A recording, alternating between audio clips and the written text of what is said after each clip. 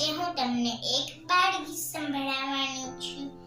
ચાંદો સૂરજ રમતા તા, અમે રમતા રમતા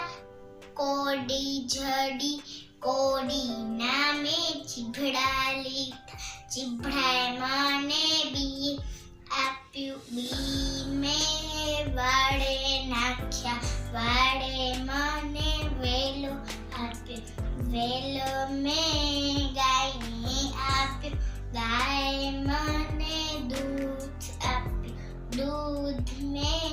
મોરને પાયું, મોરે મને પીછું આપ્યું, પીછું મેં બાદશાહને આપ્યું,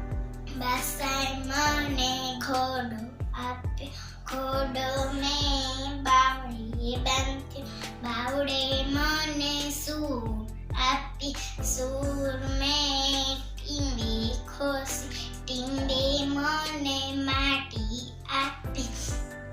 માટી મેં કુંભારને આપી, કુંભારે મને ઘડો આપ્યો, ઘડો મેં કુવાને આપ્યો, કુવાએ મને પાણી આપ્યું, પાણી મેં છોડને પાયું, છોડે મને ફૂલ આપી, ફૂલ મેં મમ્મીને આપ્યું, મમ્મીએ મને લાડવો આપ્યો, લાડવો